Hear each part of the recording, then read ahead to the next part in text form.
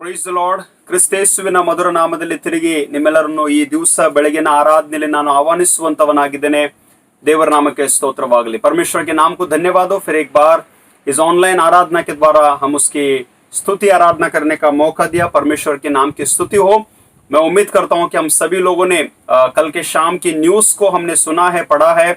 अगर परमेश्वर की पवित्र इच्छा, पवित्र मर्जी रहेगी, जैसे सरकार की तरफ से या फिर हमें जो आदेश दिए गए हैं बहुत ही जल्दी, यानी टुमारो ऑनवर्ड्स, कल सोमवार से ही बहुत सारे धार्मिक स्थल खुलने वाले हैं. अनेक ಪವಿತ್ರ ಸ್ಥಳಗಳು, ದೇವಾಲಯಗಳು ತೆರೆಯಲ್ಪಡ್ಲಿಕ್ಕಿದ್ದಾವೆ. ದೇವರ ನಾಮಕ್ಕೆ ಕೋಟಿ ಕೋಟಿ ಸ್ತೋತ್ರವಾಗಲಿ. ಇನ್ನು ನಮ್ಮ ಒಂದು ಸಭೆಗಳಿಗೆ, ನಮ್ಮ ಒಂದು ಮೆಥಡಿಸ್ಟ್ ಸಂಘಕ್ಕೆ, ಸಭಾ ಪಾಲಕರಿಗೆ ಆದೇಶವು, ನಿರ್ದೇಶಗಳು ಬರುವಂತದ್ದು ಇನ್ನು ಸಮಯ ಉಂಟು. ಆದ್ದರಿಂದ ಆ ಸಮಯ ಬರುವವರೆಗೆ ನಾವೆಲ್ಲರೂ ಕಾದುಕೊಂಡು ದೇವರ ಚಿತ್ತವಿದ್ದಿದೆ ಆದ್ರೆ if it is God's will, आने वाले संडे हम प्रभु की आराधना में मिलकर उसकी आराधना करेंगे. सो आज के दिन के लिए फिर एक बार हम प्रभु के वचन की तरफ अपना ध्यान और मनन करेंगे. अपने सरों को झुकाएंगे, हम प्रार्थना करेंगे. दिवस तिರುಗಿ ನಾವು ದೇವರ ವಾಕ್ಯದ ಕಡೆಗೆ ನಾವು ಧ್ಯಾನ ಮಾಡೋಣ. ಭೂಪರಲೋಕಗಳನ್ನು ಸೃಷ್ಟಿಸಿದ ಪರಮ ಪ್ರೀತಿಯುಳ್ಳ ತಂದೆಯಾದ ದೇವರೇ, ನಿನ್ನ ನಾಮಕ್ಕೆ ಸ್ತೋತ್ರವಾಗಲಿ. ಅದ್ಭುತ ಸ್ವರೂಪನು, ಆಲೋಚನಾ ಕರ್ತನು, ಪರಾಕ್ರಮದ ದೇವರು, ನಿತ್ಯನಾದ ತಂದೆ, ಸಮಾಧಾನದ ಪ್ರಭು ನೀನಾಗಿದ್ದೆ. ನಿನ್ನನ್ನು ಸ್ತುತಿಸಿ ಕೊಂಡಾಡುವಂತವರಾಗಿದ್ದೇವೆ. ಎಲ್ಲಾ ಘನ ಮಾನ ಮಹಿಮೆ ನಾವು ನಿನಗೆ ಮಾತ್ರ ಸಲ್ಲಿಸುವಂತವರಾಗಿದ್ದೇವೆ. ಪರಲೋಕದ ದೇವರೇ, ನಮ್ಮ ಪ್ರಾರ್ಥನೆಯನ್ನು ಲಾಲಿಸಿ ನಾವು ನಿನ್ನ ಸನ್ನಿಧಿಯಲ್ಲಿ ಬೇಡಿರುವಂತ ಪ್ರತಿಯೊಂದು ಸಂಗತಿಗಳಿಗೆ ಸದುತ್ತರವನ್ನು ಕೊಡುತ್ತಾ ಬಂದಿದೆ.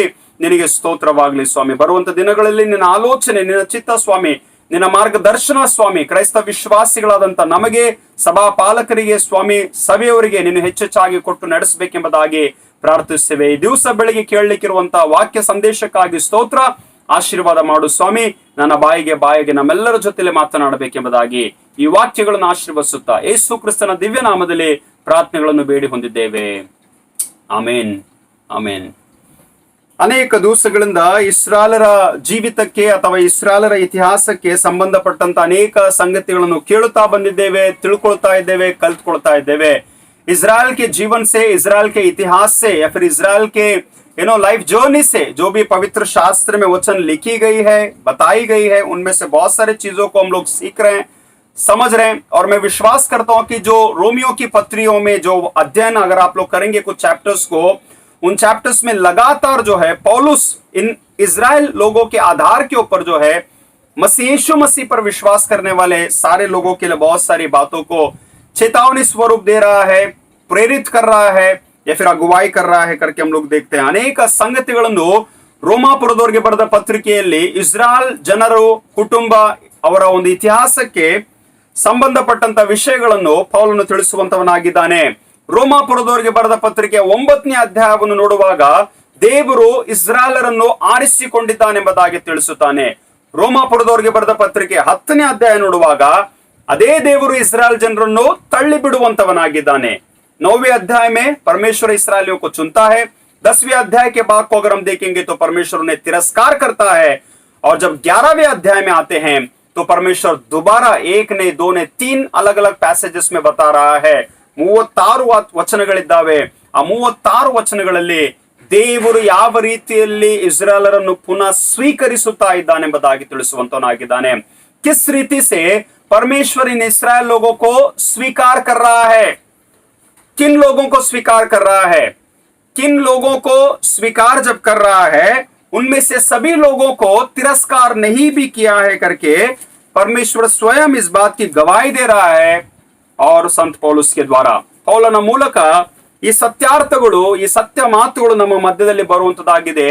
ಆತನು ತಿರಸ್ಕಾರ ಮಾಡಿದ್ದಾಗಲೂ ಅವರನ್ನು ಪುನಃ ಸ್ವೀಕರಿಸುವಂತವನಾಗಿದ್ದಾನೆ. ವಾಕ್ಯದಲ್ಲಿ ನಾವು ನೋಡ್ಲಿಕ್ಕಿದ್ದೇವೆ ಕೊನೆಯ ಭಾಗ, ಕೊನೆಯ ಪ್ಯಾಸೇಜ್ ನಲ್ಲಿ ದೇವರೆಷ್ಟು ಕರುಣೆಯುಳ್ಳವನು. हम लोग बोलते हैं ना, how God is at work, कैसे परमेश्वर कार्य में है, कैसे परमेश्वर रास्तों को खोलेगा, कैसे परमेश्वर चंगाई देगा, कैसे परमेश्वर बीमारी से मुक्त करेगा, कैसे इस कोरोना महामारी से परमेश्वर हमें बाहर निकालेगा. मैं याद दिलाना चाहूंगा, सारे पासबान हो गए, सभी सेवकगण हो गए, ऑनलाइन मिनिस्ट्री के द्वारा हो गया. शुरुआत में जो भी हमने संदेश दिया, परमेश्वर दयालु है, करुणामय है. वो प्रकोप करने से अपने मन को फेरता है, अपने मन को बदलता है, लोगों पर दया को दिखाता है अगर लोग उसके तरफ मन फेरेंगे. ದೇವರು ಕರುಣೆಯುಳ್ಳವನು, ಕನಿಕರವುಳ್ಳಂತ ದೇವರು, ಪಾಪಗಳನ್ನು ಕ್ಷಮಿಸುವಂತ ದೇವರಾಗಿದ್ದಾನೆ ಎಂಬುದಾಗಿ ಪದೇ ಪದೇ ಹೇಳ್ತಾ ಬಂದಿವೆ. 7-8 ತಿಂಗಳುಗಳ काल समाप्ति आए तो ऑलमोस्ट 8 महीने बीत गए अगर आने वाला संडे आया तो, कि इतने दिन के महीनों में जो भी हम परमेश्वर के भवन से मंदिर से जो दूर तो थे, but still God is at work. ದೇವರು ಕಾರ್ಯದಲ್ಲಿದ್ದಾನೆ, ದೇವರು ನಂಬಿಗಸ್ತನಾಗಿದ್ದಾನೆ. ತಿರಸ್ಕಾರ ಮಾಡಿದ್ದಾಗಲೂ, ತ್ಯಜಿಸಿದ್ದಾಗಲೂ, ಬೇಡ ಎಂಬುದಾಗಿ ಹೇಳುವಂತ ಸ್ವಲ್ಪ ಕಾಲದಲ್ಲಿದ್ದಾಗಲೂ ಪುನಃ ಸ್ವೀಕರಿಸುತ್ತಾನೆ. दोबारा स्वीकार करता है, दोबारा अपनाता है, दोबारा करीब लेता है, दोबारा एक मौका देता है, क्षमा करने का मौका देता है और स्वीकारने का एक मौका परमेश्वर हमारे सामने लाता है. And that is why we praise God for these 3 points. ಈ 3 ಮಾತುಗಳಿಗಾಗಿ ದೇವರಿಗೆ ಸ್ತೋತ್ರ. 11ನೇ ಅಧ್ಯಾಯದಲ್ಲಿ ನೋಡುವಾಗ ದೇವರು ಇಸ್ರಾಯೇಲರಲ್ಲಿ ಎಲ್ಲರನ್ನು ತಳ್ಳಿ ಬಿಡಲಿಲ್ಲ. द फर्स्ट थिंग, परमेश्वर ने इजरायलियों में से सभी लोगों को तिरस्कार नहीं किया है और परमेश्वर ने इजरायलियों को हमेशा के लिए तिरस्कार नहीं किया है. ದೇವರು ಇಸ್ರಾಯೇಲರನ್ನು ತಳ್ಳಿದ್ದು ಶಾಶ್ವತವಾದದ್ದಲ್ಲ. ಮತ್ತು ಮೂರನೇದಾಗಿ, ದೇವರು ಇಸ್ರಾಯೇಲರಿಗಾಗ್ಲಿ ಅಥವಾ ಎಲ್ಲಾ ಜನಾಂಗಗಳಿಗೆ ತನ್ನ ಕರುಣೆ, ತನ್ನ ಕೃಪೆ, ತನ್ನ ದಯೆಯನ್ನು ತೋರಿಸುವಂತದೇ ಆತನ ಒಂದು ಮುಖ್ಯ ಉದ್ದೇಶವಾಗಿದೆ. The only main purpose of God for the whole mankind is to show his grace and mercy and kindness. ಜನರಿಗೆ ತನ್ನ ಕೃಪೆ, ದಯೆ, ಕರುಣೆಯನ್ನು ತೋರಿಸುವಂತದೇ ಆತನ ಉದ್ದೇಶವಾಗಿದೆ. So let us go word by word or passage by passage ಹೋಗೋಣ. ಮೊದಲನೇದಾಗಿ, he has not rejected all Israelites. सभी लोगों को उसने तिरस्कार नहीं किया है. इसलिए परमेश्वर जो है कुछ उदाहरणों को देता है, अच्छे से समझेगा. मैं बताऊं, पौलुस स्वयं के अनुभव से बता रहा है. ಆತನು ಎಲ್ಲರನ್ನು ತಿರಸ್ಕಾರ ಮಾಡಿಲ್ಲ, ತಳ್ಳಿ ಬಿಟ್ಟಿಲ್ಲ. I know last Sunday as we heard, he has rejected. Why? Because of their shortcomings. ಅವರ ಬಲಹೀನತೆಯ ಕಾರಣಗಳಿಂದ, ಅವರ ಸ್ವನೀತಿಯ ಕಾರಣದಿಂದ, ಅವರ ಅವಿಧೇಯತ್ವದ ಕಾರಣದಿಂದ, ಅವರ ನೇಮ ನಿಷ್ಠೆಗಳನ್ನೇ ಆಧಾರ ಮಾಡಿಕೊಂಡದ ಕಾರಣ ದೇವರು ಇಸ್ರಾಯೇಲರನ್ನು ತಿರಸ್ಕಾರ ಮಾಡಿದನ್ರಿ. परमेश्वर ने उन्हें तिरस्कार किया, उन्हें दंड दिया, उन्हें सजा दिया टाइम बीइंग के लिए. बट दोबारा परमेश्वर उनमें से सभी को तिरस्कार नहीं किया है. उनमें से कुछ लोग हैं, कुछ चुने हुए लोग हैं, कुछ स्पेशल लोग हैं, जो सेपरेटेड लोग हैं. और वो अवसर जो है उन इस्राएलियों के झुंड में, इस्राएल के परिवार में, इस्राएल के घराने में बहुत सारे लोगों को परमेश्वर ने वो स्थान और मान और वो उद्धार का स्थान खुदा ने उनके लिए बना के रखा है. Always you remember, the first and the foremost and the special people for God is none other than Israel. ಇಸ್ರಾಯೇಲರನ್ನು ಬಿಟ್ಟು ದೇವರಿಗೆ ಪ್ರಥಮ ಸ್ಥಾನದಲ್ಲಿರುವಂತ ಜನರು ಯಾರು ಇಲ್ರಿ. ಇಸ್ರಾಯೇಲರನ್ನೇ ತಿರಸ್ಕಾರ ಮಾಡಿದ ಕಾರಣ ಅನ್ಯ ಜಾತಿಗಳಿಗೆ, ಬೇರೆ ಧರ್ಮದವರಿಗೆ ಸ್ವಾರ್ಥವು ತಲುಪುವಂತ ಅವಕಾಶನೇ ದೇವರು ಮಾಡಿಕೊಟ್ಟನೆಂಬುದಾಗಿ ವಾಕ್ಯದಲ್ಲಿ ನಮಗೆ ನೋಡ್ಲಿಕ್ಕೆ ಸಿಗುವಂತದಾಗಿದೆ.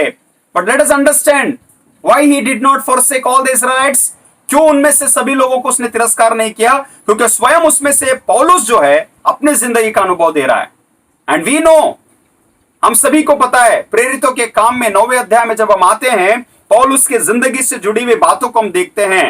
ಅವನು ಫರಿಸಾಯದವನಾಗಿದ್ದನು, ಇಸ್ರಾಯೇಲರ ಮನೆತನದವನಾಗಿದ್ದನು, ಬೆನ್ಯಾಮಿನ್ ಕುಲಕ್ಕೆ, ಕುಟುಂಬಕ್ಕೆ ಸಂಬಂಧಪಟ್ಟವನಾಗಿದ್ದೇನೆಂಬುದಾಗಿ ಈ ಒಂದು 11ನೇ ಅಧ್ಯಾಯದ ಮೊದಲನೇ 2 ವಚನಗಳಲ್ಲಿ ನಮಗೆ ನೋಡ್ಲಿಕ್ಕೆ ಸಿಗುವಂತದಾಗಿದೆ.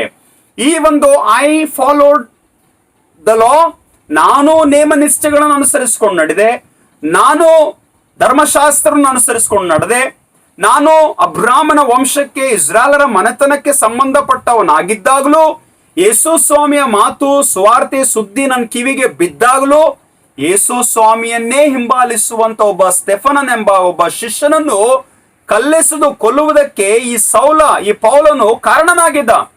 ये पौलुस जो है उन लोगों में से एक व्यक्ति था जो स्टेफनस को मारने में खड़े थे. वहां पर वो भी हाजिर था करके हमें इतिहास बताता है. वो कहता है, मैं भी नहीं जानता था, मैं भी उन लोगों से जुड़ा हुआ था, लेकिन परमेश्वर ने मुझे भी चुना. हालेलूया. ದೇವರು ನನ್ನನ್ನು ಆರಿಸಿಕೊಂಡರೆ, ದೇವರು ನನ್ನ ಮೂಲಕ ಆತನು ತನ್ನ ಯೋಜನೆಗಳನ್ನು ಪೂರ್ತಿಗೊಳಿಸಿಕೊಂಡಿದ್ದಾನೆ. ಇದೇ ಸೌಲನು, ಆತನು ದಮಸ್ಕದ ದಾರಿಯಲ್ಲಿ ಅನೇಕ ವಿಶ್ವಾಸಿಗಳನ್ನು ಹೊಡೆಯುವುದಕ್ಕಾಗಿ, ಕ್ರೈಸ್ತ ವಿಶ್ವಾಸಿಗಳನ್ನು ಸಂಹಾರ ಮಾಡುವುದಕ್ಕಾಗಿ, ಕೊಲ್ಲುವುದಕ್ಕಾಗಿ ಸಭೆಗಳನ್ನು ಮುರಿಯುವುದಕ್ಕಾಗಿ ಈತನು ಹೋಗುವಾಗ, ಪ್ರಯಾಣ ಮಾಡುವಾಗ ಯೇಸು ಸ್ವಾಮಿ ದರ್ಶನ ಕೊಟ್ಟನೆಂಬುದಾಗಿ ನೋಡುತ್ತೇವೆ. God has visited him, Jesus has visited him. Jesus spoke to Saul, ಯಾಕೆ ನನ್ನನ್ನು ಹಿಂಸಿಸುತ್ತಿ ಎಂಬುದಾಗಿ. ಒಂದು ವೇಳೆ ಆ ದೇವರು ನನ್ನನ್ನು ಆರಿಸಿಕೊಂಡಿದ್ಯಾದ್ರೆ, ನನ್ನ ಜೀವಿತಕ್ಕೆ ರಕ್ಷಣೆ ತಂದಿದ್ಯಾದ್ರೆ, ನನ್ನ ಮಾರ್ಗವನ್ನು ಬದಲಾಯಿಸಿದ್ಯಾದ್ರೆ, ಆತನು ಇಡೀ ಇಸ್ರಾಯೇಲ್ ಮನೆತನಕ್ಕೋಸ್ಕರ ಆತನ ಉದ್ದೇಶವನ್ನು ಇಟ್ಟುಕೊಂಡಿದ್ದಾನೆ. हालेलुया. पूरे इस्राएल घराने के लिए परमेश्वर ने एक उम्मीद को, एक आशा को बना के रखा है करके वो बताना चाहता है. जब वो पौलुस अपने उदाहरण को देता है तो वो दूसरा उदाहरण को भी देता है कि एलिया के समय में सारे लोग मर गए. ಕೇಳಿಸ್ಕೊಳ್ರಿ, ಎಲಿಯನು ಸಾಕ್ಷಿ ಕೊಡ್ತಾ ಇದ್ದಾನ್ರಿ. ಆತನೇನಂತ ಸಾಕ್ಷಿ ಕೊಡ್ತಾ ಇದ್ದಾನೆ ಕೇಳಿಸ್ಕೊಳ್ರಿ ವಚನ. ಕರ್ತನೇ, ಅವರು ನಿನ್ನ ಪ್ರವಾದಿಗಳನ್ನು ಸಂಹರಿಸಿದ್ದಾರೆ, ನಿನ್ನ ಯಜ್ಞವೇದಿಗಳನ್ನು ಹೊಡೆದು ಹಾಕಿದ್ದಾರೆ, ನಾನು ಒಬ್ಬನೇ ಉಳಿದಿದ್ದೇನೆ, ನನ್ನ ಪ್ರಾಣವನ್ನು ತೆಗೆಯಬೇಕೆಂದಿದ್ದಾರೆ ಎಂದು ಇಸ್ರಾಯೇಲರ ಮೇಲೆ ದೂರು ಹೇಳಿದ್ದಕ್ಕೆ ದೇವರ ಉತ್ತರವೇನೆಂದರೆ, ಬಾಳನ ವಿಗ್ರಹಕ್ಕೆ ಅಡ್ಡ ಬೀಳದೆ ಇರುವ 7,000 ಜನರು ಪುರುಷರನ್ನು ನನಗಾಗಿ ಉಳಿಸಿಕೊಂಡಿದ್ದೇನೆ ಎಂಬುದಾಗಿ ದೇವರು ನುಡಿಯುವಂತವನಾಗಿದ್ದಾನೆ. Hallelujah, praise the lord. यही एलिया के सामने जब 450 झूठे भविष्यद्वक्ता खड़े थे, वो 450 झूठे भविष्यद्वक्ता लोग एक तरफ, एलिया अकेला एक तरफ. उन्होंने कोशिश किया कि आसमान से आग को लेकर आने का, लेकिन वो सुबह से दोपहर तक कोशिश की, वो हार गए. लेकिन एलिया सिर्फ अकेला जब वो कहता है, गवाही देता है और कहता है कि मैं भी आखिरी अकेला बचाऊं, ನಾನು ಒಬ್ಬನೇ ಉಳಿದಿದ್ದೇನೆ ಎಂಬುದಾಗಿ ಆತನು ಹೇಳಿಕೊಡುವಾಗ ಈ ಒಂದು ಆತನ ಆಕಾಶದಿಂದ ಬೆಂಕಿಯನ್ನು ಕೂಡ ತರಿಸ್ಕೊಂಡಾರೆ ದೇವರ ಕೃಪೆ ಸಹಾಯದಿಂದ. ಆದ್ರೆ ದೇವರೇನು ಹೇಳ್ತಾನೆ ಗೊತ್ತುಂಟಾ, ಇಸ್ರಾಯೇಲರ ಮನೆ ಪರವಾಗಿ ಎಲಿಯನು ದೂರು ಹೇಳುವಾಗ, ಕಂಪ್ಲೇಂಟ್ ಮಾಡುವಾಗ ದೇವ್ರು ಹೇಳ್ತಾನೆ, ಎಲ್ಲರನ್ನು ತಳ್ಳಿಬಿಟ್ಟಿಲ್ಲ, ನಾನು ಎಲ್ಲರನ್ನು ತಿರಸ್ಕಾರ ಮಾಡಿಲ್ಲ, ಎಲ್ಲರೂ ಸತ್ತು ಹೋಗಿಲ್ಲ, ಅವರಲ್ಲಿ ಕೆಲವು ಪುರುಷರನ್ನು 7,000 ಪುರುಷರನ್ನು ಪ್ರಾಣವನ್ನು ನಾನು ಉಳಿಸಿದ್ದೇನೆ ಎಂಬುದಾಗಿ ದೇವರು ಸ್ವತಃ ಎಲಿಯನಿಗೆ ಸಾಕ್ಷಿ ಕೊಡುವಂತವನಾಗಿದ್ದಾನೆ. You know what is that, God is at work. क्या परमेश्वर करना चाह रहा है पता है? जब संसार के लोग, चाहे वो इजराइल घराने के हो, मसीह कलीसिया के हो, मसीह समाज के हो, मसीह चर्च से जुड़े क्यों ना हो, कितनी बार परमेश्वर हमें मौका देता है, कितनी बार हमें एहसास होता है कि कहीं ना कहीं हम परमेश्वर से दूर हो गए हैं, परमेश्वर हमने हमेशा तिरस्कार किया होगा, परमेश्वर हमें एक सेकंड चांस नहीं दिया होगा. अगर हम लोग सोचते हैं तो मैं आपको बताना चाहूंगा, परमेश्वर अभी भी उन लोगों के लिए फिक्र करता है. ದೇವರಿಂದ ದೂರ ಆದಂತವರಿಗೋಸ್ಕರ, ದೇವರನ್ನು ತಿರಸ್ಕಾರ ಮಾಡಿದಂತವರಿಗೋಸ್ಕರ, ದೇವರ ಪರವಾಗಿ ಮೊಂಡುತನವನ್ನು, ಕಠಿಣ ಹೃದಯವನ್ನು ಇಟ್ಟುಕೊಂಡವರ ಸಲುವಾಗಿ ದೇವರು ಚಿಂತಿಸುವಂತವನಾಗಿದ್ದಾನ್ರಿ. ಆದ್ರಿಂದ ದೇವರ ಕೃಪೆಯು ಅದು ಬಹಳ ವಿಶೇಷವಾದದ್ದು ಎಂಬುದಾಗಿ ಆತನು ತಿಳಿಸುವಂತವನಾಗಿದ್ದಾನೆ. ಕೆಲವು ಜನರು ಕೇಳಿಸ್ಕೊಳ್ರಿ, ವಚನ ಏನ್ ಬರೆದಿದೆ ಎಂಬುದಾಗಿ ಹೇಳುವಾಗ, ಇಸ್ರಾಯೇಲರು ಹುಡುಕಿದ್ದು ಅವರಿಗೆ ದೊರೆಯಲಿಲ್ಲ, ಅವರೊಳಗೆ ಆಯಲ್ಪಟ್ಟವರಿಗೆ ದೊರಕಿತು, ಮಿಕ್ಕವರು ಮೊಂಡರಾದರು. ದೇವರವರಿಗೆ ಜಡಭಾವವನ್ನು, ಅಂದರೆ ಕಾಣದ ಕಣ್ಣುಗಳನ್ನು, ಕೇಳದ ಕಿವಿಗಳನ್ನು ಕೊಟ್ಟನು. ಈ ಭಾವವು ಈ ಹೊತ್ತಿನವರೆಗೂ ಹಾಗೆಯೇ ಇದೆ. ಕಾಣದ ಕಣ್ಣುಗಳನ್ನು, ಕೇಳದ ಕಿವಿಗಳನ್ನು ಕೊಟ್ಟ ಕಾರಣ ಅದೇ ಮೊಂಡುತನದಲ್ಲಿ, ಅದೇ ಒಂದು ಮೋಸತನದಲ್ಲಿ, ಅದೇ ಒಂದು ಸುಳ್ಳುತನದಲ್ಲಿ, ಅದೇ ಒಂದು ವಿಗ್ರಹಾರಾಧನೆಗಳಲ್ಲಿ, ಅದೇ ಒಂದು ಅವಿಧೇಯತ್ವದಲ್ಲಿ ಈ ಇಸ್ರಾಯೇಲ್ ಜನರು ಒಳಗಾಗಿದ್ದಾರೆ ಎಂಬುದಾಗಿ ಪೌಲನು ಆ ಕಾಲದಲ್ಲಿ, ಆ ಸಮಯದಲ್ಲಿ ಈ ವಾಕ್ಯಗಳ ಸಾಕ್ಷ್ಯನು ಕೊಡುವಂತವನಾಗಿದ್ದಾನ್ರಿ. जस्ट इमेजिन, परमेश्वर में हम विचार करेंगे, सोचेंगे कि how far God has given us an opportunity. मैं तो ये कहूंगा यार, इतने दिन तो परमेश्वर के भवन में आने का, कदम रखने का सौभाग्य हमें नहीं था, लेकिन 8 महीने के बाद में परमेश्वर ये अपॉर्चुनिटी दे रहा है, ये अवसर दे रहा है. इसे किस तरह से हम इस्तेमाल करने वाले हैं, इसका सवाल करना बहुत ही जरूरी है. मैं तो यही कहूंगा, if I am going to the house of the Lord, ನಾನು ದೇವರ ಮನೆಗೆ, ದೇವರ ಆಲಯಕ್ಕೆ ಹೋಗ್ತಾ ಇದ್ದೀನಿ ಅಂದ್ರೆ, ದೇವರು ನನ್ನನ್ನು ತಳ್ಳಿ ಬಿಟ್ಟಲ್ರಿ, ನನ್ನನ್ನು ತಿರಸ್ಕಾರ ಮಾಡಿಲ್ಲ, ನನ್ನನ್ನು ಇನ್ನೂ ಪ್ರೀತಿಸುತ್ತಾನೆ, ದೇವರು ನನಗೋಸ್ಕರ ಇನ್ನೂ ಚಿಂತಿಸುತ್ತಾನೆ, ಮತ್ತು ದೇವರು ನನಗೋಸ್ಕರ ಇನ್ನೂ ಆಲೋಚನೆಗಳನ್ನು, ಉದ್ದೇಶವನ್ನು ಇಟ್ಟುಕೊಂಡಿದ್ದಾನೆ, ಅದನ್ನು ಆತನು ನೆರವೇರಿಸಲಿಕ್ಕೆ ಸಿದ್ಧನಾಗಿದ್ದಾನೆ ಎಂಬುದಾಗಿ. ಅದರಿಂದ 2ನೇ ಪ್ಯಾಸೇಜ್ ನಲ್ಲಿ ಏನ್ ನೋಡ್ತೀವಿ ಎಂಬುದಾಗಿ ಹೇಳುವಾಗ, he has not rejected Israelites forever. हमेशा के लिए परमेश्वर ने इस्राएलियों को तिरस्कार नहीं किया है. ದೇವರು ಇಸ್ರಾಯೇಲರನ್ನು ತಳ್ಳಿದ್ದು ಶಾಶ್ವತವಾಗಿ ಅಲ್ರಿ. You know sometimes human beings they create, मनुष्य जो है एक दूसरे के साथ में एक ऐसा रिश्ता, एक ऐसा परिस्थिति को लाकर संबंध को तोड़ देते हैं, रिश्तों को तोड़ देते हैं, दोस्ती को तोड़ देते हैं, और शायद ये भी बात बोलेंगे कि मरने तक मैं इसका चेहरा नहीं देखूंगा, अगर ये मर भी जाए तो इसका समाधि पर मैं नहीं जाऊंगा, अगर ये आकर 10 बार माफी भी मांगे तो मैं शायद इसको माफ नहीं करूंगा. This is just a human nature. ನಿನ್ನ ಮತ್ತು ನನ್ನಲ್ಲಿರುವಂತಹ ಸ್ವಭಾವ ಎಷ್ಟು ಹೊಲಸಾಗಿರುವಂತಹ ಸ್ವಭಾವ ಇದೆ ಗೊತ್ತುಂಟಾ? ನಾವು ಅನೇಕ ಸಲ ಒಬ್ಬರನ್ನೊಬ್ಬರನ್ನು ತಿರಸ್ಕಾರ ಮಾಡುವಂತ ಸ್ಥಿತಿಯಲ್ಲಿದ್ದೀವ್ರಿ. ಬೇಡ ಇವನು, ಬೇಡ ಇವ್ರು ಎಂಬುದಾಗಿ ಹೇಳುವಂತ ಸ್ಥಿತಿಯಲ್ಲಿದ್ರಿ. ಆದ್ರೆ ದೇವರು ನಿನಗೆ ನನಗೆ ನಿಜವಾದಂತ ಮನಸ್ಸು ಕೊಟ್ಟಿದೆ, ಆದ್ರೆ ಪಶ್ಚಾತ್ತಾಪದ ಹೃದಯ ಕೊಟ್ಟಿದೆ, ಆದ್ರೆ ಪಾಪಗಳನ್ನು ತಪ್ಪುಗಳನ್ನು ಕ್ಷಮಿಸುವಂತ ಒಂದು ಹೃದಯ ಮನಸ್ಸು, ಒಂದು ಗಟ್ಸ್ ಕೊಟ್ಟಿದೆ, ಆದ್ರೆ you and I will have a heart of God. आप में और मुझ में परमेश्वर का मन, परमेश्वर का हृदय होगा. But still people what they say, YONO, ದೇವರು ನಾವು ಮನುಷ್ಯರಿ ಅಂತ ಹೇಳ್ಕೊಂತೀವ್ರಿ. ಬಟ್ ನಿಮ್ಗೆ ಉತ್ತರ ಕೊಡ್ತೀನಿ ಕೇಳಿಸ್ಕೊಳ್ರಿ. ಇದೇ ಪೌಲನು ಫಿಲಿಪ್ಪಿಯರಿಗೆ ಬರೆದ ಪತ್ರಿಕೆ 2ನೇ ಅಧ್ಯಾಯದ 5ನೇ ವಚನದಲ್ಲಿ ಕ್ರಿಸ್ತ ಯೇಸುವಿನಲ್ಲಿದ್ದಂತ ಮನಸ್ಸು, ಕ್ರಿಸ್ತ ಯೇಸುವಿನಲ್ಲಿದ್ದಂತ ಸ್ವಭಾವ ರೀ, ಕ್ರಿಸ್ತ ಯೇಸುವಿನಲ್ಲಿದ್ದಂತ ಹೃದಯ, ಒಂದು ಗುಣ ನಿನ್ನಲ್ಲಿ ನನ್ನಲ್ಲಿ ಕಂಡು ಬರಬೇಕು. ಸುಮ್ನೆ ಕ್ರೈಸ್ತರು ಅಂತ ಹೇಳ್ಕೊಂಡು ದಿಕಾವ ಮಾಡ್ಕೊಂಡು ಒಳ್ಳೆ ಒಳ್ಳೆ ಬಟ್ಟೆ ಹಾಕೊಂಡು ದೊಡ್ಡ ದೊಡ್ಡ ಕೆಲಸ ಮಾಡ್ಕೊಂಡು ಜೀವಮಾನ ಮಾಡಿದ್ರೆ ಏನ್ ಪ್ರಯೋಜನ ಇಲ್ರಿ. ಬರೀ ಹೆಸರು ಹೇಳ್ಕೊಂಡು ಒಳ್ಳೆ ಪ್ರಸಂಗ ಮಾಡ್ತೀನಿ, ಸುವಾರ್ತೆ ಸಾರ್ತಾ ಇದ್ದೀನಿ ಅಂತ ಹೇಳ್ಕೊಂಡು ನಾನು ಹೇಳಿದ್ರು ಪ್ರಯೋಜನ ಇಲ್ಲ. ದೇವ್ರು ನನಗೆ ಕ್ಷಮಿಸುವಂತ ಶಕ್ತಿ ಕೊಟ್ಟಿದ್ದಾನ. God has given me that guts, God has given me that ability. Why? Because the God stays in our heart, in my heart. ದೇವರು ನನ್ನೊಳಗೆ ನಿನ್ನೊಳಗೆ ಇದ್ದಿದೆ, ಆದ್ರೆ ದೇವರ ಮನಸ್ಸು ಬರುವಂತದಾಗಿದೆ. ಕೇಳಿಸ್ಕೊಳ್ರಿ, ದೇವರು ಇಸ್ರಾಯೇಲರನ್ನು ತಳ್ಳಿದ್ದು ಶಾಶ್ವತವಲ್ಲ. God never rejects anyone. परमेश्वर किसी को भी तिरस्कार नहीं करता है. अगर वो करता भी है तो वो कुछ पल भर के लिए. Can you recollect the city of Nineveh, जो शुरुआत में मैंने प्रचार किया, फिर बहुत सारे पासबानों ने वो निनिवे शहर के बारे में बोला. परमेश्वर ने उस योना के द्वारा क्या संदेश भेजा पता है? कि आने वाले 40 दिनों के बाद, आने वाले समय में जो है पूरा निनिवे शहर गिराने वाला हूं, खत्म करने वाला हूं. ಈ ನಿನಿವೆ ಪಟ್ಟಣವು ನಾನು ಸಂಹಾರ ಮಾಡ್ಲಿಕ್ಕಿದ್ದೀನಿ, ಪಟ್ಟಣದಲ್ಲಿ ವಾಸ ಮಾಡುವಂತ ಜನರನ್ನು ಕೊಲ್ಲಿಕ್ಕಿದ್ದೀನಿ. ದೇವರ ಕೋಪ ಅವರ ಮೇಲೆ ಬಂತು. God for a moment he wanted to punish them. परमेश्वर कुछ पल के लिए उन्हें सजा देना चाहता था. Why? उस पल में परमेश्वर ने तिरस्कार कर दिया. लेकिन 40 दिन परमेश्वर का दास, वो वक्ता, वो सेवक पूरे गांव में, शहर में, वो पूरे शहर पर घूम कर जब उसने प्रचार किया तो वो लोग पश्चाताप करने लगे. ಬೂದಿಯಲ್ಲಿ ಕೂತ್ಕೊಂಡು ಪಶ್ಚಾತ್ತಾಪ ಪಟ್ಟರು, ಮನಸ್ಸಿನಲ್ಲಿ ನೊಂದ್ಕೊಂಡ್ರು, ದೇವರಿಗೆ ಮೊರೆ ಇಟ್ಟ ಕಾರಣ ದೇವರು ಅವರ ಪ್ರಾರ್ಥನೆಯನ್ನು ಲಾಲಿಸುವುದನ್ನು ಉತ್ತರ ಕೊಟ್ಟನೆಂಬುದಾಗಿ ನೋಡುತ್ತೇವೆ. No matter what may be a reason for rejection, ತಿರಸ್ಕಾರ ಮಾಡ್ಲಿಕ್ಕೆ, ತ್ಯಾಗ ಮಾಡ್ಲಿಕ್ಕೆ, ಅಲಕ್ಷ್ಯ ಮಾಡ್ಲಿಕ್ಕೆ ಬಹಳ ಕಾರಣಗಳಿದ್ದಿರಬಹುದ್ರಿ. ಆದ್ರೆ ಸ್ವೀಕಾರ ಮಾಡ್ಲಿಕ್ಕೆ ಒಂದೇ ಒಂದು ಕಾರಣ, ದೇವರ ಪ್ರೀತಿ. ದೇವರ ಪ್ರೀತಿ, the great love of God, the love of God that came to this world through Lord Jesus Christ by bringing the good news, the gospel, the salvation.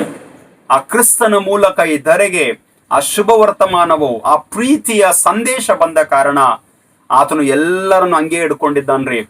ಆತನು ನಿರಂತರಕ್ಕಾಗಿ, ಶಾಶ್ವತವಾಗಿ ಆತನು ತಿರಸ್ಕಾರ ಮಾಡಿಲ್ಲ ಎಂಬುದಾಗಿ ಆತನು ತಿಳಿಸುವಂತವನಾಗಿದ್ದಾನೆ.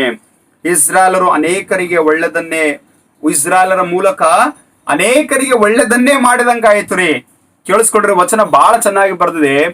ಇಸ್ರಾಯೇಲರು ಬಿದ್ದದ್ದು ಸರ್ವಲೋಕದ ಭಾಗ್ಯಕ್ಕಾಗಿ ಅಂತೆ, ಇಸ್ರಾಯೇಲರು ಸೋತು ಹೋದದ್ದು अन्य जनಗಳ ಭಾಗ್ಯಕ್ಕೆ ಎಂಬುದಾಗಿ. Did you get my word? सुनिएगा ध्यान से.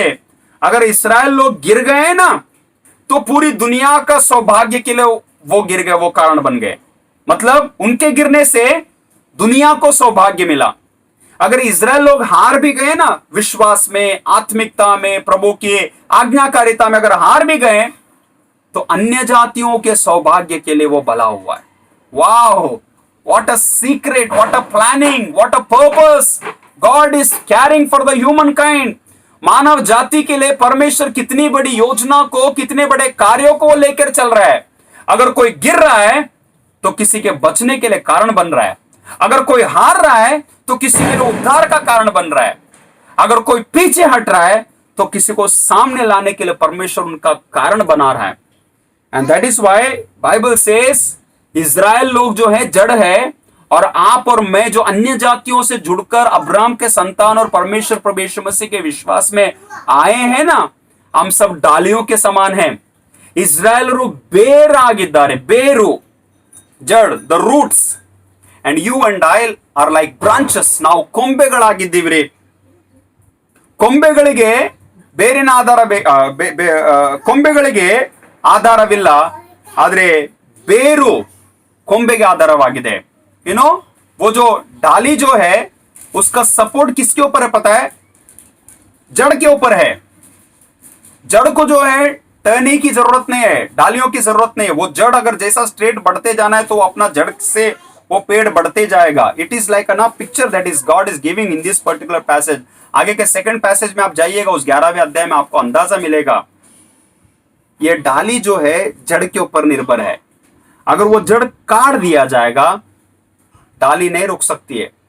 ಬೇರನ್ನು ಕೊಯ್ದಿದ್ದೆ ಆದ್ರೆ, ಕತ್ತರಿಸಿದೆ ಆದ್ರೆ ಆ ಕೊಂಬೆಗಳು ನಿಲ್ಲಕ್ಕೆ ಸಾಧ್ಯ ಇಲ್ಲ ರೀ. It cannot stand. समझिएगा ध्यान से. And that is why if you and I are there, अगर आप और मैं हूं, इसके पीछे इजराइल लोग कारण है. इजराइल का घराना कारण है, इस्राएल का परिवार कारण है, और इस्राएल से जुड़े हुए अब्राहम, इसहाक, याकूब का परमेश्वर कारण है. ಹಲ್ಲೆಲೂಯಾ. ಆದ್ರಿಂದ ಎಂದಿಗೂ ಎಷ್ಟು ಮಾತ್ರಕ್ಕೂ ನಾನ್ ನಂಬಿದ್ದೀನಿ, ನಾನ್ ಸೇವೆ ಮಾಡಿದ್ದೀನಿ, ನಾನ್ ದುಡ್ದಿದ್ದೀನಿ ಎಂಬುದಾಗಿ ಹೇಳಿಕೊಂಡು ಗರ್ವ ಪಡ್ಲಿಕ್ಕೆ, ಅಹಂಕಾರ ಭಾವ ಇಟ್ಕೊಳ್ಳಿಕ್ಕೆ ಪ್ರಯೋಜನ ಇಲ್ರಿ. ಆದ್ರೆ ದೇವರ ಕೃಪೆಯಲ್ಲಿ ನಾವು ಈ ದಿವಸ ಅಬ್ರಾಮನ ಸಂತಾನವಾಗಿದೆ. ಆದ್ರೆ ಅದೆಲ್ಲವೂ ನೀನು ನಿಂತಿರುವುದು, ಕೇಳಿಸ್ಕೊಳ್ರಿ, 11ನೇ ಅಧ್ಯಾಯ 21ನೇ ವಚನ, ನೀನು ನಿಂತಿರುವುದು ನಂಬಿಕೆಯಿಂದಲೇ, ಗರ್ವ ಪಡಬೇಡ, ಭಯದಿಂದಿರು. ಅಗೇನ್ ಐ ರಿಪೀಟ್, तो जो खड़ा है ना, विश्वास की वजह से खड़ा है. घमंड मत कर, परमेश्वर का भय मान, परमेश्वर से डर, परमेश्वर का भय मान. क्योंकि परमेश्वर आज आपको मुझे अगर खड़ा किया है, वो केवल उसके अनुग्रह के द्वारा और इज़राइल के उस जड़ के कारण. ಆ ಇಸ್ರಾಯೇಲರ ಮನೆತನ, ಆ ಇಸ್ರಾಯೇಲರ ಒಂದು ಬೇರಿನ ಕಾರಣ ನಾವೆಲ್ಲರೂ ನಿಂತಿದ್ದೇವೆಂಬುದಾಗಿ ಆತನು ಈ ವಾಕ್ಯದಲ್ಲಿ ತಿಳಿಸುವಂತವನಾಗಿದ್ದಾನೆ. ಆತನು ಯಾವಾಗ ಎಲ್ಲರನ್ನು ತಳ್ಳಿ ಬಿಟ್ಟಿಲ್ಲ, ಆತನು ನಿರಂತರ ಶಾಶ್ವತಕ್ಕಾಗಿ ತಳ್ಳಿ ಬಿಟ್ಟಿಲ್ವೋ. ಯಾಕೆ ಗೊತ್ತುಂಟ? ಯಾಕಂದ್ರೆ ಆತನು ಸರ್ವರಿಗೂ ಕರುಣೆ ತೋರಿಸಬೇಕೆಂಬುದೇ ಆತನ ಮುಖ್ಯ ಉದ್ದೇಶವಾಗಿದೆ. God wants to show mercy to all. तीसरी बात, परमेश्वर सभी लोगों को अपनी दया, अपनी करुणा दिखाना चाहता है, बताना चाहता है. God wants to show, God wants to continue to show.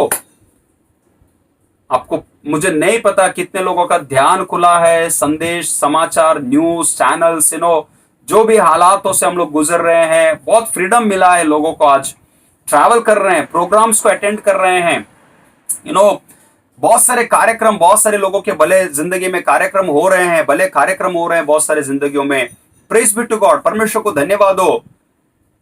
Vaccine, medicine आने वाला है, आ चुका है, ये भी संदेश हम लोग सुन रहे हैं. लॉकडाउन खत्म हो गया है और आने वाले कल से जो रिलीजियस प्लेसेस में शुरुआत होने वाला है. Praise the Lord. लेकिन इसके बावजूद भी मैं आपको ये बताना चाहूंगा कि हमारे जिंदगी के जर्नी में ये जो पैंडेमिक था, ये जो महामारी जो थी ना, ये जो बुरे हालात जो थे ना, ये जस्ट कुछ पल का एक ग्लिम्स है, एक झटका है, एक सिर्फ एक नजारा है जो खुदा ने दिखाया है. लेकिन मैं आपको बताऊंगा, अंत के दिनों तक या अंत के समय में इससे भी भयंकर, इससे भी बुरा, इससे भी विपरीत परिस्थितियां हमारे सामने आएंगे. और कौन सी महामारी आएगी मुझे नहीं पता. कौन से जगह पर, कैसे, कहां पर भूकंप, भूईडोल होगा मुझे नहीं पता. कब, कहां पर, कौन सा देश, कौन से देश के ऊपर आक्रमण करेगा मुझे नहीं पता. लेकिन मुझे इतना ही पता है कि अंत का समय आने वाला है, वो निश्चय है. The end time will come, the world will end, and you and I am going to die one day. आप और मैं एक दिन मरने वाले हैं। सभी लोगों को कुर्सी चाहिए, पोस्ट चाहिए, पोजीशन चाहिए, औहदा चाहिए, पैसा चाहिए, प्रॉपर्टी चाहिए। ये जो लालसा को रख के हम लोग जी रहे हैं ना, ये सब टेम्पररी है। प्रेज गॉड, जो भी मिल रहा है लो, करो, लेकिन उन सब के बीच में परमेश्वर की जो दया है, परमेश्वर की जो करुणा है, परमेश्वर की कृपा का वैल्यू करना सीखना चाहिए। I need to understand the grace and mercy of God. ಬಹಳ ಜನ ಈ ದಿವಸ ದೇವರ ಕೃಪೆಗೆ ಬೆಲೆ ಕೊಡ್ತಾ ಇಲ್ರಿ. ಇಲ್ಲಿ ವಾಕ್ಯ ಏನ್ ಬರೆದಿದೆ ಗೊತ್ತುಂಟಾ? ಸರ್ವರಿಗೆ ಕರುಣೆಯನ್ನು ತೋರಿಸಬೇಕೆಂಬುದೇ ದೇವರ ಮುಖ್ಯ ಉದ್ದೇಶವಾಗಿದೆ. ಆತನು ಇಸ್ರಾಯೇಲರಿಗೂ ಕರುಣೆ ತೋರಿಸುತ್ತಾನೆ, ನಿನಗೂ ನನಗೂ ಕೂಡ ಆತನು ಕರುಣೆಯನ್ನು ತೋರಿಸುವಂತವನಾಗಿದ್ದಾನೆ. ಎಷ್ಟು ಚೆನ್ನಾಗಿ ವಾಕ್ಯ ಬರೆದಿದೆ ಗೊತ್ತುಂಟಾ? ನನಗೆ ಬಹಳ ಖುಷಿ ಆಯ್ತು ಈ ವಚನ ಓದ್ಲಿಕ್ಕೆ. ಅದೇನ್ ಗೊತ್ತುಂಟಾ? ಇಸ್ರಾಯೇಲ್ ಜನರು ಅವಿಧೇಯರಾದ ಕಾರಣ, ಇಸ್ರಾಯೇಲ್ ಜನರು ದೇವರಿಂದ ದೂರವಾದ ಕಾರಣ ಆತನು ಇನ್ನೊಬ್ಬರಿಗೆ ಅವಕಾಶ ಕೊಟ್ಟನು. ಇಸ್ರಾಯೇಲ್ ಜನರು ಕರುಣೆಯನ್ನು ಕಳ್ಕೊಂಡ ಕಾರಣ, ಕೇಳಿಸ್ಕೊಡ್ರಿ, इस्राएल लोग परमेश्वर की करुणा को खोने के वजह से वो करुणा दूसरे लोगों को, अन्य जातियों को मिला. अब अन्य जातियों को करुणा मिला, इसलिए इस्राएल लोग जो खो दिए ना, अब आपको और मुझको उद्धार और करुणा मिलने की वजह से अब परमेश्वर उन लोगों पर करुणा दिखाएगा. Hallelujah. Just a vice versa, a two side give and take, दोनों तरफा परमेश्वर लेन देन या फिर आशीष या फिर वो प्रदान जो है कर रहा है करके हम लोग देखते हैं. ಕೇಳಿಸ್ಕೊಳ್ರಿ, ಇಸ್ರಾಯೇಲರಲ್ಲಿ ಒಂದು ಪಾಲು ಜನರಿಂದ ಉಂಟಾದ ಮೊಂಡುತನವು ಯಾವಾಗಲೂ ಇದರ ಅನ್ಯ ಜನಗಳ ಸಮುದಾಯವು ದೇವರ ರಾಜ್ಯದಲ್ಲಿ ಸೇರುವ ತನಕ ಮಾತ್ರ ಇರುವುದು. ಆಮೇಲೆ ಇಸ್ರಾಯೇಲ್ ಜನರು ರಕ್ಷಣೆ ಹೊಂದುವರು. ಈಗ ಕೇಳಿಸ್ಕೊಳ್ರಿ, ಮುಂದೆ ವಚನ ಏನ್ ಬರ್ದಿದೆ ಎಂಬುದಾಗಿ ಕೇಳುವಾಗ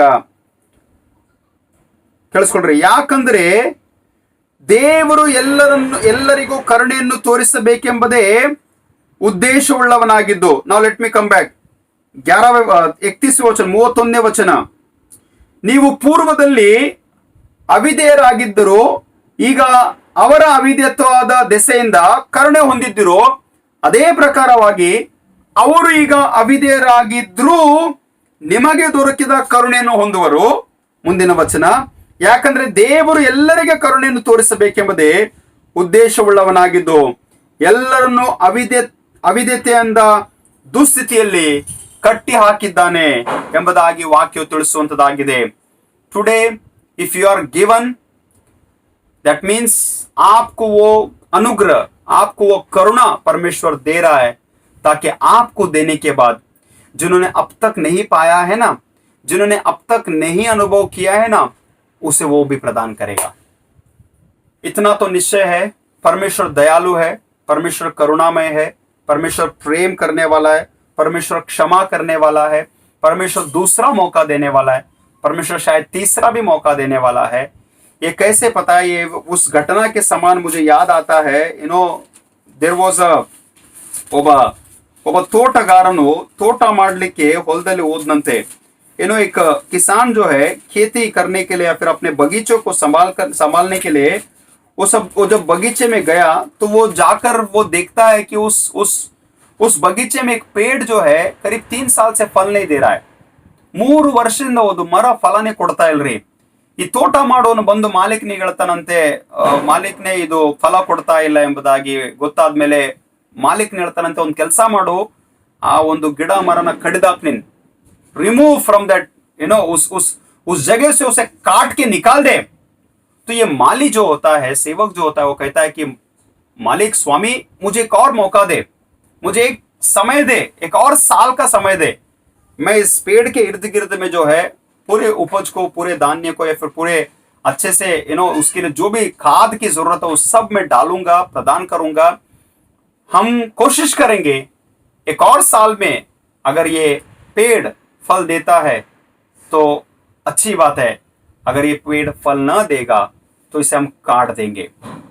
this is an illustration, this is an example. बहुत ही पावरफुल है कि परमेश्वर दया करता है, करुणा देता है, मौका देता है, अवसर देता है, लेकिन उसके बाद में आपको और मुझे फल देना बहुत जरूरी है. अगर आप और मैं धोखे की जिंदगी, झूठ का जिंदगी, झूठ का सहारा, चीटिंग का सहारा, पाप की जिंदगी को लेकर अगर हम लोग चलते रहेंगे ना, परमेश्वर कभी प्रसन्न नहीं होगा, क्योंकि जिस पेड़ को काटेंगे उसे काट के जो है ददकते हुए आग में डाल दिया जाएगा। You and I are like those trees, आप और मैं उस पेड़ के समान है जो माली आकर उसमें फल ढूंढ रहा है। इट इज ट्रू, परमेश्वर दयालु है, करुणामय है, वो तिरस्कार करने के बावजूद भी स्वीकारता है। आज का संदेश यही है, गॉड्स एक्सेप्टेंस, ದೇವರ ಸ್ವೀಕಾರ ರೀ। ದೇವರಿನ್ನೂ ಸ್ವೀಕರಿಸ್ತಾ ಇದ್ದಾನ್ರಿ, ದೇವರು ಇನ್ನೊಂದು ಅವಕಾಶ ಕೊಡ್ತಾ ಇದ್ದಾನ್ರಿ, ದೇವರಿನ್ನೂ ಪಾಪಗಳನ್ನು ಕ್ಷಮಿಸ್ತಾ ಇದ್ದಾನೆ, ದೇವರಿನ್ನೂ ಪಾಪಗಳನ್ನು ಕ್ಷಮಿಸಿ ನಮ್ಮ ರೋಗಗಳನ್ನು ಗುಣಪಡಿಸಿ ನಮಗೆ ಅವಕಾಶ ಮಾಡಿ ಕೊಡ್ತಿದ್ದಾನೆ। Learn from this words. इस 8 महीने के महामारी से आपको और मुझे सीखना बहुत जरूरी है। जो परमेश्वर के भवन में, मंदिर में पैर रखने का सौभाग्य आपको और मुझे नहीं था, वो सौभाग्य शायद परमेश्वर आने वाले दिन और हफ्ते में शायद लेकर आएगा। लेकिन उसका कैसा उपयोग कर रहे हैं, उसका कैसा प्रत्युत्तर दे रहे हैं, उसके प्रति कैसे समर्पण को रख रहे हैं, उसके प्रति, उसकी कलीसिया के प्रति, कलीसिया के सेवक के प्रति, सेवकाई के प्रति, उसके दास के प्रति हम कैसी भावना से चल रहे हैं, यह आपके लिए, मेरे लिए बहुत ही मायने रखता है। इसलिए वचन में लिखा ना, अभी पढ़ा हमने, सिर्फ विश्वास को बनाए रखो, घमंड मत करो, परमेश्वर का भय मानो, ನಂಬಿಕೆಯಲ್ಲಿ ಮಾತ್ರ ನೀನು ರಕ್ಷಣೆ ಹೊಂದಿದೆ, ದೇವರ ಕೃಪೆಯಿಂದ ಮಾತ್ರ ನೀವು ರಕ್ಷಣೆ ಹೊಂದಿದ್ರಿ, ಗರ್ವ ಪಡಬೇಡ್ರಿ, ಭಯದಿಂದಿರ್ರಿ। ಕಳೆದ 3-4 ಭಾನುವಾರದಿಂದ ಬರೀ ಇಸ್ರಾಯೇಲರ ಜನರ ಆಧಾರದ ಮೇಲೆ ಅನೇಕ ಸಂಗತಿಗಳನ್ನು ಹೇಳ್ತಾ ಬಂದೇನೆ। ಈ ದಿವಸ ದೇವರು ಆತನ ಉದ್ದೇಶ, ಮುಖ್ಯ ಉದ್ದೇಶ ಸರ್ವರಿಗೂ, ಎಲ್ಲರಿಗೂ ದಯೆ, ಕೃಪೆ, ಕರುಣೆಯನ್ನು ತೋರಿಸಬೇಕೆಂಬುದೇ। Is even ready to give his grace to all of you. आज आपको और मुझे, हम सभी को वो कृपा, दया, करुणा देने के लिए तैयार है। उसके नाम को हम धन्यवाद देंगे, स्तुति करेंगे। आइए अपने आप को हम तैयार करें। लॉर्ड, हम तेरे भवन में आने वाले हैं प्रभु, तेरी आराधना करने के लिए। और जो भी उसकी आराधना करते हैं, बाइबल सेस ಆತನನ್ನು ಆರಾಧಿಸುವವರು ಪೂರ್ಣ ಮನಸ್ಸಿನಿಂದ, ಏನೋ ಆತ್ಮದಿಂದಲೂ ಸತ್ಯದಿಂದಲೂ ತುಂಬಿದವರಾಗಿ ಆರಾಧನೆ ಮಾಡ್ರಿ। ಮನುಷ್ಯನ ಕಲ್ಪನೆಗಳಿಂದ ಆರಾಧನೆ ಮಾಡಬೇಡ್ರಿ, ಶಾರೀರಿಕ ಭಾವಗಳಿಂದ ಆತನನ್ನು ಆರಾಧನೆ ಮಾಡಬೇಡ್ರಿ, ದೇವರ ಆತ್ಮನಿಂದ ತುಂಬಿದವರಾಗಿ ಆತನನ್ನು ಆರಾಧಿಸೋಣ, ಆತನನ್ನು ಸ್ತುತಿಸೋಣ। Always remember, God is watching your steps. परमेश्वर तेरे कदमों को जांच रहा है, परख रहा है, जानता है तेरा उठना, बैठना, सोना, खाना, पीना, घूमना, whatever you are doing, ಏನ್ ಮಾಡ್ತಾ ಇದೆಯೋ ಎಲ್ಲವನ್ನು ದೇವರು ಪರೀಕ್ಷಿಸ್ತಾ ಇದ್ದಾನೆ। ನಿನಗೆ ನನಗೆ ಲೆಕ್ಕ ಕೊಡ್ಬೇಕ್ರಿ। ಸ್ತೋತ್ರ ಹೇಳೋಣ ದೇವರಿಗೆ, ಸ್ವಾಮಿ ಇಸ್ರಾಯೇಲ್ ಜನರ ಪರವಾಗಿ ಇಷ್ಟು ಕೃಪೆ, ಇಷ್ಟು ಕರುಣೆ, ಇಷ್ಟು ಕ್ಷಮಾಪಣೆ ಕೊಟ್ಟಿದಲ್ಲಪ್ಪ, ಅದರಲ್ಲಿ ಒಂದು ಚೂರಷ್ಟು ನನಗೂ ಕೊಡು ಸ್ವಾಮಿ। ನಿನ್ ದಯೆ, ಕೃಪೆ, ಕನಿಕರ ನನ್ನ ಮೇಲೆ ಇರಲಿ ಸ್ವಾಮಿ, ನನ್ನ ಕುಟುಂಬದ ಮೇಲೆ ಇರಲಿ ಸ್ವಾಮಿ, ನನ್ನ ಮನೆ ಮೇಲೆ ಇರಲಿ ಸ್ವಾಮಿ ಎಂಬ ಒಂದು ಪಶ್ಚಾತ್ತಾಪದ ಪ್ರಾರ್ಥನೆ ದೇವರು ನಮಗೆ ಕೊಡ್ಲಿ। ಆ ಒಂದು ಕನಿಕರದಿಂದ ತುಂಬಿರುವಂಥ ದೇವರಿಗೆ ಕೋಟಿ ಕೋಟಿ ಸ್ತೋತ್ರಗಳನ್ನು ನಾನು ಸಲ್ಲಿಸ್ತೇನೆ। ದೇವರ ನಾಮಕ್ಕೆ ಸ್ತೋತ್ರವಾಗಲಿ। ದೇವರು ನಿಮ್ಮೆಲ್ಲರನ್ನು ಆಶೀರ್ವಾದ ಮಾಡಲಿ। ನಾವು ಪ್ರಾರ್ಥನೆ ಪೂರ್ವಕವಾಗಿ ಈ ಹಾಡನ್ನು ಕೇಳೋಣ।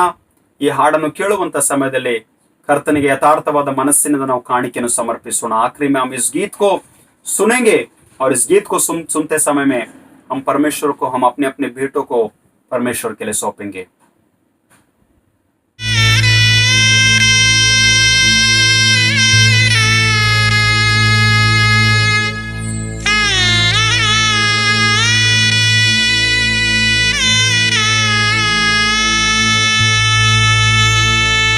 ಕೈ ಬಿಡಬೇಡ ಯೇಸು, ಕೈ ಬಿಡಬೇಡ, ಸೋತಿರುವೆ, ಕುಂದಿರುವೆ, ಶೋಧನೆಯಲ್ಲಿ ಇರುವೆ।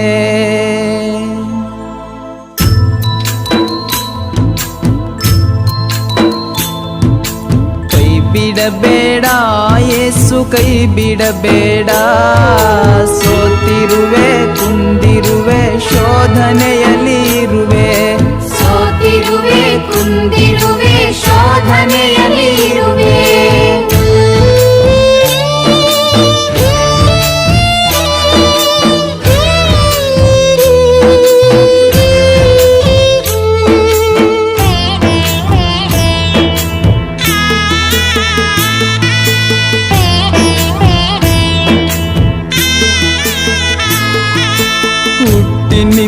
ಕೆಟ್ಟದನ್ನೇ ಮಾಡಿರುವೆ. ಹೊಲಸಾದ ತುಟಿಯವನು ನಾನಾಗಿರುವೆ. ಹುಟ್ಟಿನಿಂದ ಕೆಟ್ಟದನ್ನೇ ಮಾಡಿರುವೆ. ಹೊಲಸಾದ ತುಟಿಯವನು ನಾನಾಗಿರುವೆ. ತೊಳೆದು ಬಿಡಯ್ಯ, ತೊಳೆದು ಬಿಡಯ್ಯ, ತೊಳೆದು ಬಿಡಯ್ಯ, ತೊಳೆದು ಬಿಡಯ್ಯ. ಪರಿಶುದ್ಧನೆ ಪರಿಶುದ್ಧನಾಗಿ ಮಾಡಯ್ಯ. ಕೈ ಬಿಡಬೇಡ ಯೇಸು, ಕೈ ಬಿಡಬೇಡ. ಸೋತಿರುವೆ ಕುಂದಿರುವೆ, ಶೋಧನೆಯಲ್ಲಿ ಇರುವೆ. ಸೋತಿರುವೆ ಕುಂದಿರುವೆ, ಶೋಧನೆಯಲ್ಲಿ ಇರುವೆ.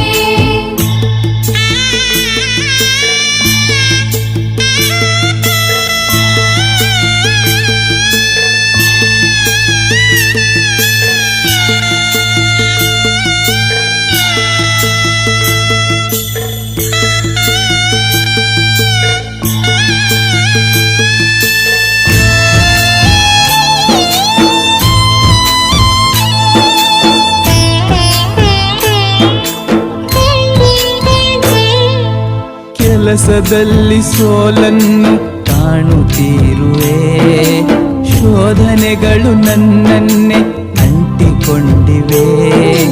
ಕೆಲಸದಲ್ಲಿ ಸೋಲನ್ನು ಕಾಣುತ್ತಿರುವೆ. ಶೋಧನೆಗಳು ನನ್ನನ್ನೇ ಅಂಟಿಕೊಂಡಿವೆ. ಅಗಲಬೇಡಯ, ಅಗಲಬೇಡಯ, ಅಗಲಬೇಡಯ, ಅಗಲಬೇಡಯ. ಜೀವನವೇ ಸಾಕಾಗಿದೆ ನನ್ನ యేసಯ್ಯ. ಕೈ ಬಿಡಬೇಡ ಯೇಸು, ಕೈ ಬಿಡಬೇಡ. ಸೋತಿರುವೆ ಕುಂದಿರುವೆ, ಶೋಧನೆಯಲ್ಲಿ ಇರುವೆ. ಸೋತಿರುವೆ ಕುಂದಿರುವೆ, ಶೋಧನೆಯಲ್ಲಿ ಇರುವೆ.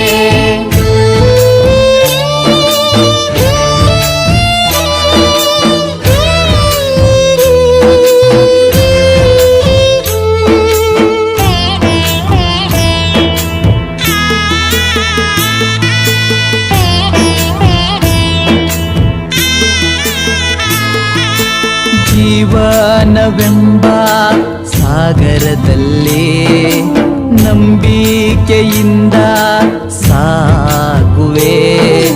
ಜೀವನವೆಂಬ ಸಾಗರದಲ್ಲಿ ನಂಬಿಕೆಯಿಂದ ಸಾಗುವೆ. ನಡೆಸು యేసయ్య, ನಡೆಸು యేసయ్య, ನಡೆಸು యేసయ్య, ನಡೆಸು యేసయ్య.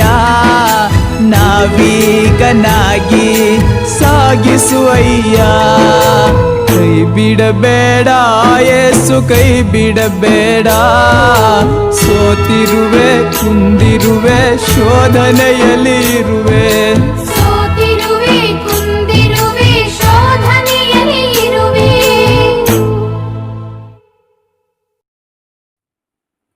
ಪ್ರಾರ್ಥನೆ ಮಾಡೋದಕ್ಕಿಂತ ಮುಂಚೆ ಒಂದು ಅನೌನ್ಸ್ಮೆಂಟ್ ಈ ರೀತಿಯಲ್ಲಿ ಉಂಟು. ಈ announcement Wesley Methodist Kannada church Dharwad ಸಭೆಗೆ ಸಂಬಂಧಪಟ್ಟಂತ ಒಂದು ಅನೌನ್ಸ್ಮೆಂಟ್ ಮತ್ತು ಇದು ಮದುವೆಯ ಒಂದು ಪ್ರಕಟಣೆಯಾಗಿದೆ. ಆದ್ರಿಂದ ವೆಸ್ಲಿ ಮೆಥಡಿಸ್ಟ್ ಕನ್ನಡ ಸಭೆಯವರಿಗೆ ತಿಳಿಸುವಂತ ಪ್ರಕಟಣೆ ಏನಂತಂದ್ರೆ, ಲೇಟ್ ಮಿಸ್ಟರ್ ಜೋಸೆಫ್ ಬೆಂಜಮಿನ್ ಪೆನಿಂಡಿ ಅವರ ಮಗನಾದಂತ ಅಬ್ರಾಮ್ ಎಂಬ ಆತನಿಗೆ ಮಿಸ್ಟರ್ ಸಾಯ್ಲು ದುಲ್ಲಕೇಡಿ ಅವರ ಮಗಳಾದಂತ ರೇಣುಕಾ ಎಂಬಾಕೆಗೆ 4ನೇ ಡಿಸೆಂಬರ್ 2020 ಮೆಥಡಿಸ್ಟ್ ಕನ್ನಡ ಚರ್ಚ್ ಅಂಬರ್ನಾಥ್ನಲ್ಲಿ ವಿವಾಹವು ಜರುಗಿಸಲ್ಪಡುವಂತದಾಗಿದೆ.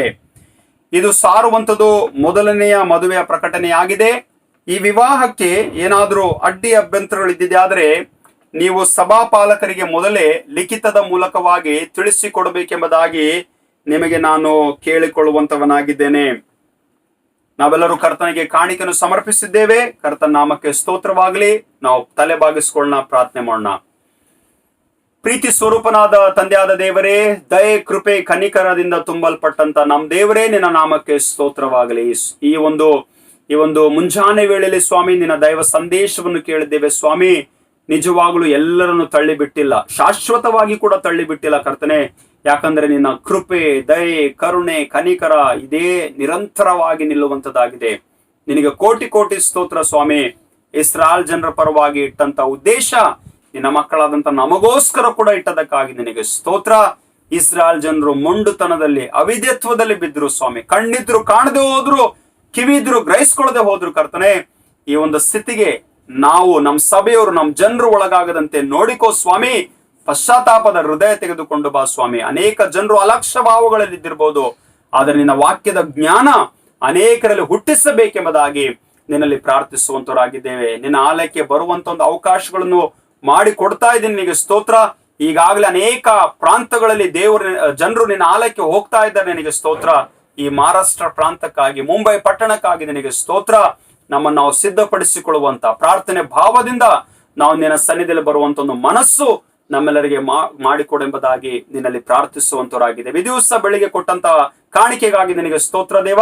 ಇದನ್ನು ಆಶೀರ್ವಾದ ಮಾಡು, ಸ್ವೀಕಾರ ಮಾಡು. ಇದನ್ನು ಹೆಚ್ಚಾಗಿ ನಿನ್ನ ಸೇವೆಯಲ್ಲಿ ಉಪಯೋಗಿಸಿಕೊಳ್ಳು ಕರ್ತನೆ. ಘನ ಮಾನ ಮಹಿಮೆ ನಿನಗೆ ಸಲ್ಲಿಸುತ್ತಾ ಯೇಸು ಕ್ರಿಸ್ತನ ದಿವ್ಯ ನಾಮದಲ್ಲಿ ಪ್ರಾರ್ಥನೆಗಳನ್ನು ಬೇಡಿ ಹೊಂದಿದ್ದೇವೆ, ಆಮೇನ್. ಈ ದಿವ್ಯವಾದ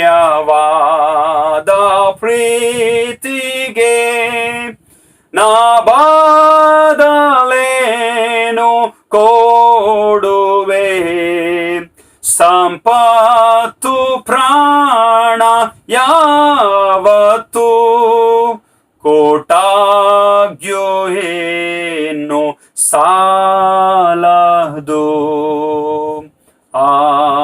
ಆಮೇನ್. ವಿಶ್ವಾಸದಿಂದ ಕರ್ತನ ಆಶೀರ್ವಾದ ಹೊಂದಿಕೊಳ್ಳೋಣ. ನಮ್ಮ ಕರ್ತನಾದ ಯೇಸು ಕ್ರಿಸ್ತನ ಕೃಪೆಯು, ತಂದೆಯಾದ ದೇವರ ಪ್ರೀತಿಯು, ಪರಿಶುದ್ಧಾತ್ಮನ ಅನ್ಯೋನ್ಯತೆ, ಸಹವಾಸವು, ಐಕ್ಯತೆಯು ನಿಮ್ಮೆಲ್ಲರ ಸಂಗಡ, ನಿಮ್ಮ ಜೀವಿತ, ಕುಟುಂಬ, ಮನೆಗಳಲ್ಲಿ ಇಂದಿಗೂ ಎಂದೆಂದಿಗೂ ಸದಾ ಕಾಲವು ನೆಲೆಗೊಂಡಿರಲಿ. ಆಮೇನ್. ಆಮೇನ್.